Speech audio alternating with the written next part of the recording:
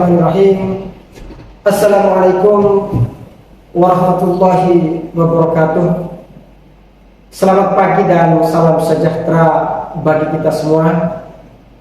Perkenalkan, nama saya Dr. Wahyu Mulyadi, MPDI. Saya merupakan dosen tetap pada program studi pendidikan anak usia dini Fakultas Agama Islam Universitas Muhammadiyah Bima. Kepakaran keilmuan saya berfokus pada bidang pendidikan Islam anak usia dini. Pada kesempatan ini, sebagai bagian dari pernyataan diri dosen dalam unjuk kerja Tridharma Perguruan Tinggi PDD UKTPT pada unsur pengajaran, saya akan mempresentasikan untuk kerja pembelajaran pada mata kuliah isu-isu anak usia dini. Mata kuliah ini merupakan mata kuliah wajib pada program studi pendidikan Islam anak usia dini yang memiliki bobot 2 SKS dan diampu oleh mahasiswa semester 7. Proses pembelajaran disusun berdasarkan pendekatan ceramah interaktif dan kuis, sehingga setiap aktivitas pembelajaran diarahkan untuk mencapai capaian pembelajaran lulusan secara terukur. Video pembelajaran yang akan saya tampilkan berfokus pada salah satu sub capaian pembelajaran mata kuliah sub CPNK, yaitu mahasiswa diharapkan mampu memiliki kemampuan menjelaskan hakikat, ruang lingkup, dan urgensi kajian isu-isu anak usia dini dalam konteks pendidikan, keluarga, dan masyarakat secara logis, sistematis, dan mampu melakukan evaluasi, refleksi, serta advokasi terhadap kebijakan maupun praktik pendidikan anak usia dini, serta memberikan solusi konstruktif yang berorientasi pada kepentingan terbaik anak. Pada unsur interaksi, saya menerapkan metode CBL dan diskusi interaktif. Mahasiswa diberikan persepsi, menyampaikan sesuai pandangannya dan studi kasus yang pernah mereka lihat dan alami. Selanjutnya pada unsur asesmen, penilaian dilakukan secara otentik melalui keaktifan diskusi, melalui kuis, dan penugasan individu menggunakan rubrik penilaian yang telah disusun sesuai dengan indikator capaian pembelajaran. Penilaian tersebut menjadi bagian dari evaluasi pencapaian kompetensi mahasiswa pada mata kuliah isu-isu anak usia dini. Berikut ini saya tampilkan cuplikan proses pembelajaran yang saya laksanakan pada mata kuliah isu-isu anak usia dini. Selamat menyaksikan. Wassalamualaikum warahmatullahi wabarakatuh. Sekarang pertemuan kita adalah pertemuan yang kedua ya. Kedua. Kemarin pertemuan kita sebelumnya adalah terkait dengan apa kemarin? Siapa yang ingat? Pertemuan sebelumnya yang kemarin adalah teori-teori perkembangan anak. Yang kemarin pada pertemuan sebelumnya adalah teori perkembangan anak usia dini. Ya, kira-kira siapa yang ingat apa saja yang pernah kita pelajari terkait dengan teori perkembangan anak usia dini? Siapa yang bisa? Saya, Pak. Ya. Pada teori perkembangan itu terdapat juga teori biologisnya, di mana nepotisme memandang bahwa anak laki itu sudah memiliki potensi dan bakat yang alami. Jadi untuk menentukan kepribadiannya sejak awal kehidupan. Mantap. Tepuk tangan. Selain itu terkait dengan teori perkembangan yang lebih selain dari itu, ada teori apa lagi? Yakni misalkan ada kan ada teori sosial ya, silakan. Ada teori lingkungan di mana perkembangan anak usia dini itu dipengaruhi oleh lingkungan sekitarnya, baik lingkungan bermain, lingkungan belajar, lingkungan yang ada di rumahnya itu mempengaruhi bagaimana perkembangan anak usia dini tersebut. Oke, terima kasih Mas. Ya, benar bahwa di dalam teori perkembangan yang kemarin kita pelajari ada beberapa ya. Salah satunya adalah teori perkembangan itu yang ada adalah teori biologis, kemudian ada teori lingkungan dan ada teori sosial. Itu yang perlu kita pahami dalam perkembangan anak usia dini. Ya, kemudian pada kesempatan pertemuan kali ini kita masuk pada materi yang berkaitan dengan hakikat perkembangan anak usia dini, gitu ya. Oke. Tetapi sebelum melanjutkan kepada materi, saya ingin memulainya dengan polling ya. Ya, kita polling. Di sini saya buat pertanyaan. Menurut Anda, menurut saudara-saudara, kapan proses perkembangan anak dimulai? Di sini saya sudah siapkan 4 jawabannya. Yang pertama, setelah anak lahir. Kemudian B, saat anak mulai masuk PAUD. Kemudian yang ketiga, sedang dalam kandungan. Dan yang keempat adalah saat anak mulai bisa berbicara. Saya kasih kesempatan kepada kalian 1 menit untuk memilih jawaban yang ada 4 jawaban ini. Mana yang lebih dominan atau mana yang kalian pilih? Yang di sini, pilih yang mana? C, Pak. Yang C. Yang C adalah sedang dalam kandungan. Ya, alasannya? Alasannya karena sesuai dengan teori biologisnya. Oh, yang sedang karena sedang dalam kandungan itu sesuai dengan teori biologis tadi ya. Kemudian yang di sini, pilih yang mana? Yang antara 4.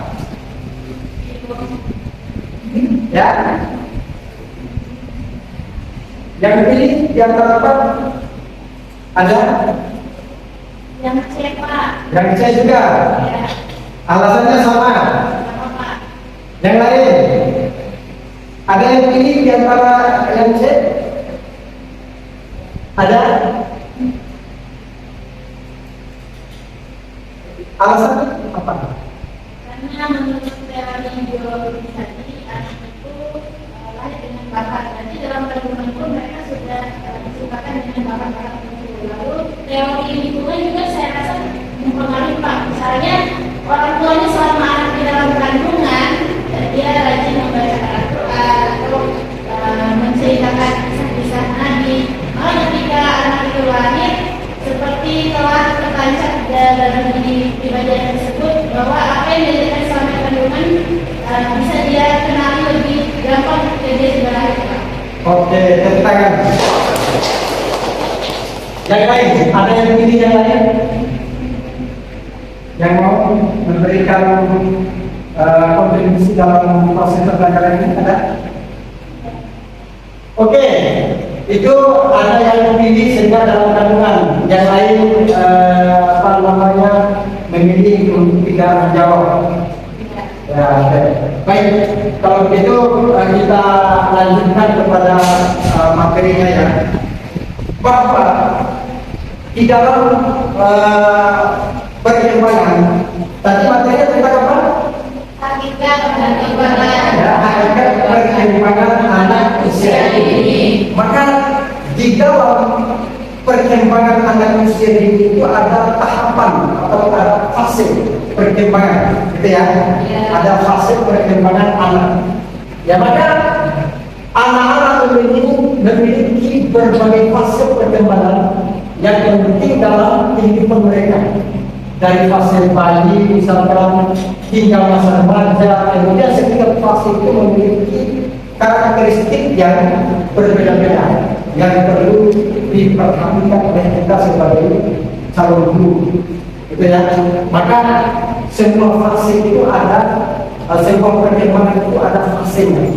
Tadi secara biologis sudah dijelaskan, misalkan bahwa anak-anak itu memiliki atau mengalami perkembangan itu sejak sebelum dilahirkan itu sudah memiliki atau mengalami perkembangan. Itu menurut teori dan secara biologis. Kemudian ada fase tahapan ketika anak dilahirkan 0 sampai 6 tahun, gitu ya. Kemudian ada fase 6 sampai 8 tahun atau kanak-kanak. Kalau di Indonesia misalkan menurut undang-undang Sisdiknas misalkan yang berkaitan dengan pendidikan anak usia dini itu adalah 0 sampai 6 tahun gitu ya. Tapi kalau di luar negeri ada yang berpendapat bahwa pendidikan anak usia dini itu adalah 0 sampai 8 tahun, gitu ya. Ya maka pendidikan itu adalah pendidikan anak usia dini itu adalah yang menaungi antara pendidikan kelompok bermain misalkan, gitu ya. Kemudian itu yang dianggap sebagai pendidikan anak usia dini, dan PK itu adalah pendidikan anak usia dini. Ya, begitu. Maka semua memiliki fase atau tahap perkembangan yang perlu kita perhatikan sebagai mahasiswa pendidikan anak usia dini. Ya, kemudian tadi juga disampaikan ada teori lingkungan misalkan. Maka pada fase ini, pada perkembangan anak, ada pengaruh lingkungan. Lingkungan tempat anak-anak tumbuh besar misalkan memainkan peran penting dalam perkembangan mereka, interaksi sosial, pendidikan, pola asuh dapat memberikan dampak yang signifikan, gitu ya. Ya, beginilah perkembangan anak itu, bahwa pengaruh lingkungan itu adalah pasti ada, yang dimana pengaruh lingkungan itu akan bisa anak-anak itu mulai bertumbuh. Selain daripada tadi adalah misalkan perkembangan berdasarkan gen atau bawaan mereka misalkan, atau menurut biologis yang disampaikan oleh teman-teman tadi misalkan. Ini pengaruh lingkungan kita adalah yang berkaitan dengan perkembangan.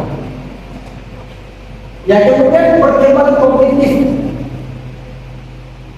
Perkembangan kognitif itu yang kalian tahu seperti apa misalnya?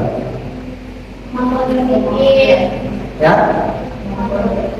kemampuan berpikir, terus apa lagi? Ya, kemampuan berpikir, kemampuan belajar, gitu ya, dan memahami dunia sekitar mereka. Maka proses ini sangat penting dalam membentuk pola pikir.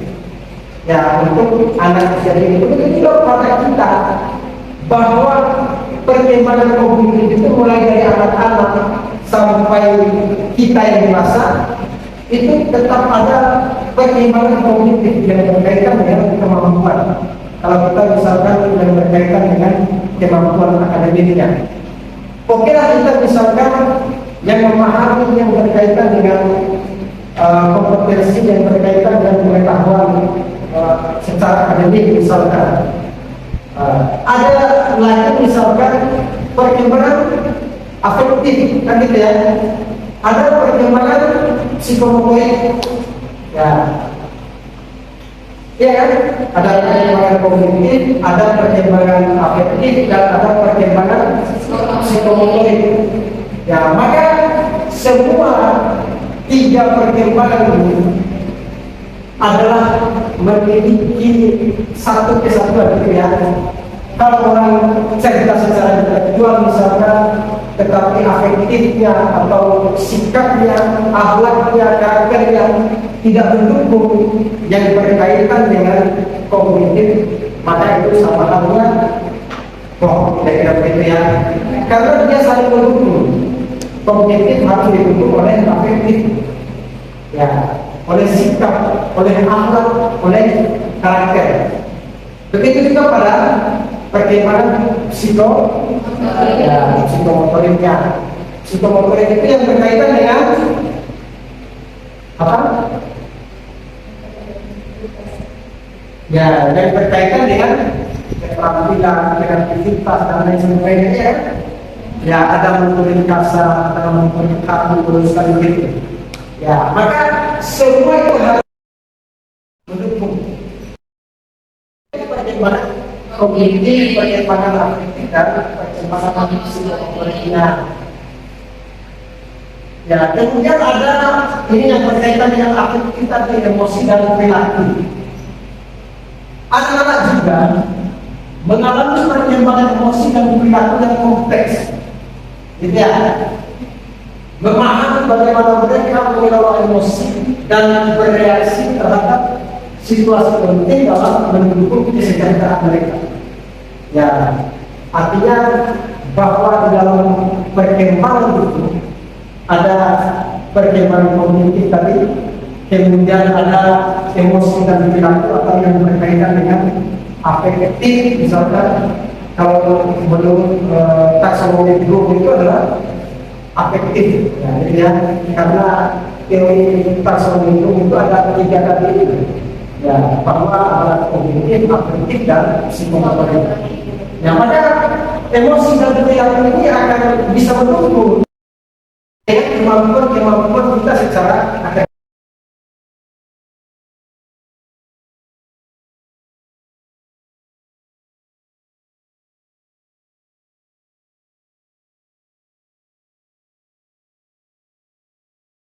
Sikap perilaku yang baik, akhlak yang baik itu tidak akan bagus kalau kita saling didukung oleh satu sama lain.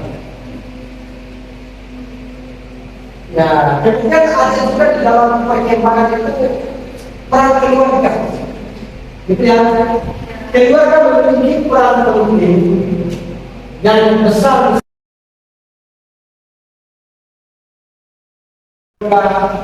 Dukungan emosional dan komunikasi yang baik dapat menjadi fondasi yang kuat untuk anak-anak. Maka keluarga di rumah itu sangat berpengaruh bagaimana tumbuh kembangnya anak-anak kita atau saudara-saudara kita. Ya, maka peran keluarga itu sangat penting. Ya, bagaimana membentuk kolaborasi yang baik, komunikasi yang baik, interaksi dan lain sebagainya. Itu dilakukan itu oleh peran keluarga, gitu ya. Oke. Termasuk pendidikan itu sangat penting di dalam proses perkembangan anak. Ya, tidak cukup misalkan tadi secara biologis berdasarkan bawaannya atau lingkungan misalkan atau peran keluarga di rumah, tetapi pendidikan juga sangat penting, apalagi pendidikan yang formal, gitu ya. Maka pendidikan memiliki dampak besar dalam perkembangan anak-anak. Akses pendidikan yang baik dan pembelajaran yang menyenangkan dapat membantu mereka mencapai potensi penuh mereka, gitu ya. Nah, karena kita itu akan dibentuk juga oleh lingkungan pendidikan yang baik, di mana kita memilih misalkan lingkungan pendidikan yang baik, misalkan ada budaya literasi dan budaya kebiasaan-kebiasaan yang mengarah pada pendidikan yang menunjukkan karakter yang baik, alat yang baik, kita juga akan terbentuk di sini. Ya, apalagi pendidikan yang formal. Oke, kemudian perkembangan fisik anak mencakup pertumbuhan tubuh, kemampuan motorik dan kesehatan fisik mereka. Memahami hal seperti ini juga penting untuk membangun kesehatan dan kesejahteraan mereka. Ya, bahwa perkembangan fisik itu harus tidak boleh diabaikan, gitu ya. Tidak boleh diabaikan perkembangan fisik, karena perkembangan fisik akan bisa menentukan semua, gitu ya. Karena fisik lemah misalkan nanti akan bisa mempengaruhi bahwa kita itu akan lemah juga dalam mau belajar dan lain sebagainya. Karena fisik juga perlu kesehatan dan lain sebagainya. Ya, kemudian ada perkembangan sosial. Jadi semua tadi kan sudah yang kita pelajari sebelumnya yang berkaitan dengan teori-teori perkembangan tadi, bahwa tadi juga sudah dijelaskan ya berbagai macam teori. Kemudian ada perkembangan sosialnya. Interaksi sosial memainkan peran penting dalam perkembangan anak-anak. Memahami bagaimana mereka berinteraksi dengan teman sebaya dan lingkungan sosial mereka adalah kunci. Ya, itu banyak kita temukan misalkan di lembaga-lembaga pendidikan anak usia dini ya. Di lembaga pendidikan anak usia dini itu ada APE dalam, kemudian ada APE 2 kan gitu ya. Itu juga kira-kira bisa nggak membentuk perkembangan sosial mereka? Bisa. Ya, jelas bisa, gitu ya. Misalkan ketika mereka bermain ainan, itu adalah bagaimana perkembangan sosial itu akan terbentuk melalui mereka saling bantu-bantu, misalkan saling tolong-menolong, misalkan dalam permainan, dalam main ainan, misalkan ada yang dorong, kemudian ada yang bantu. Itu bagian daripada pembentukan perkembangan sosial yang memang harus kita munculkan, yang harus terbentuk di dalam pendidikan anak usia dini. Ya, begitu juga misalkan mereka bekerja sama di bermain misalkan, atau APE dalam misalkan, atau apa aja yang berkaitan dengan mereka bisa bekerja sama. Ya, maka pembentukan perkembangan sosial itu akan muncul. Ya, begitu juga perkembangan bahasa. Ya, perkembangan bahasa ini akan juga muncul misalkan ketika anak-anak itu akan bisa beradaptasi antara satu dengan yang lain. Ya, anak-anak kalau tidak melakukan hubungan sosial, misalkan sosialnya itu, anak-anak itu akan lambat bahasanya, gitu ya, karena tidak saling mendukung antara satu dengan yang lain. Tapi kalau selalu bertemu dengan teman-temannya, kan mereka akan secara alami berbicara dan lain sebagainya yang berkaitan dengan menumbuh kembangkan perkembangan bangsa. Ya, tantangan dan dukungan. Ya, tantangan dan dukungan, anak-anak menghadapi berbagai tantangan dalam perkembangan mereka. Penting untuk memberikan dukungan yang tepat agar mereka dapat mengatasi tantangan tersebut dengan baik. Karena di dalam semua sektor kehidupan itu pasti ada tantangan. Begitu juga di dalam perkembangan anak-anak itu pasti mengalami tantangan. Maka dukungan kita sebagai orang dewasa, sebagai guru, sebagai keluarga misalkan, maka itu akan sangat membantu dalam proses perkembangan anak usia dini. Ya, kemudian menjadi dewasa, proses perkembangan anak-anak berbentuk mereka menjadi individu yang mandiri, memahami perjalanan mereka, membantu kita untuk memberikan dukungan yang sesuai untuk mereka menjadi dewasa. Maka semuanya tetap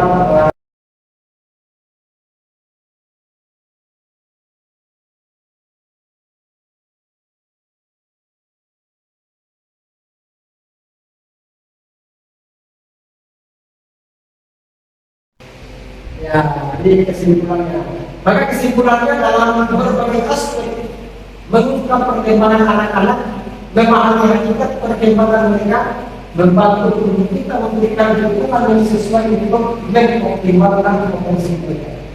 Oke, ini materi kita pada hari ini. Kemudian untuk saya mulai atau melakukan refleksi terhadap materi yang saya sampaikan, saya ingin kita melihat kemampuan kita, ada nggak perubahan-perubahan itu melalui pembelajaran kita pada hari ini dengan kuis yang akan kita tes. Ya, ini bagian daripada kita menggunakan teknologi digital. Ya, saya coba kuis sudah siap untuk HP-nya ada, handphone-nya? Kira-kira ada pakai semuanya? Ya, kalau ada pakai, saya gunakan kuis sebentar yang berkaitan dengan materi kita pada hari ini ya. Oke.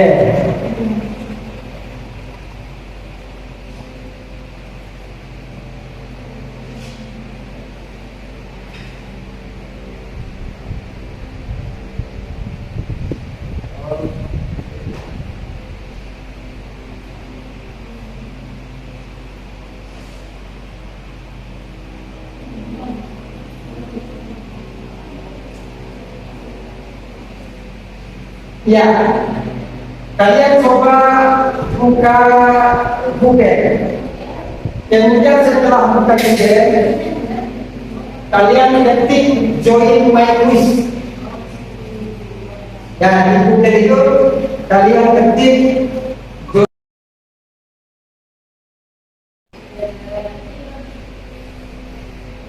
sudah join my quiz. Pilih yang atas. Ada.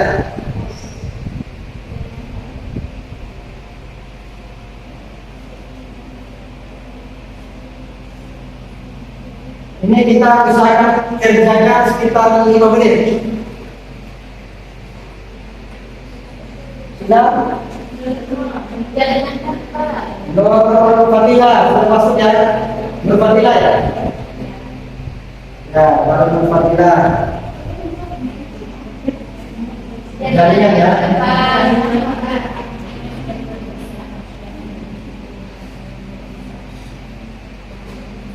Oke.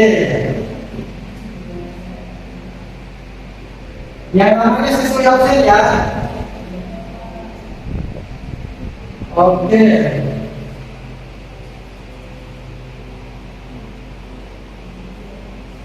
Maya, Mutia.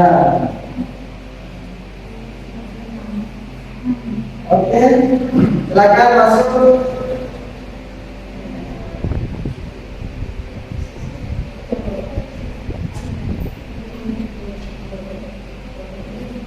Ya, sampai saya mulai ya. Saya sambil mulai.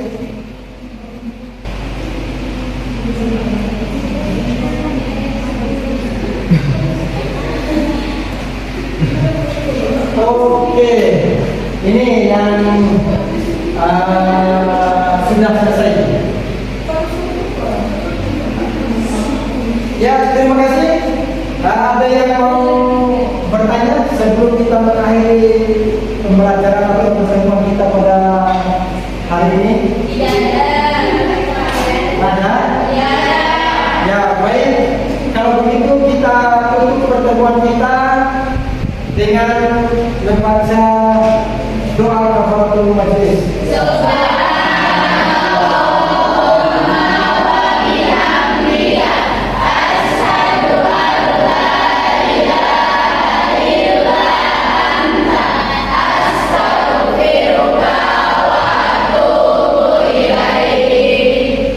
Oke, terima kasih. Assalamualaikum warahmatullahi wabarakatuh.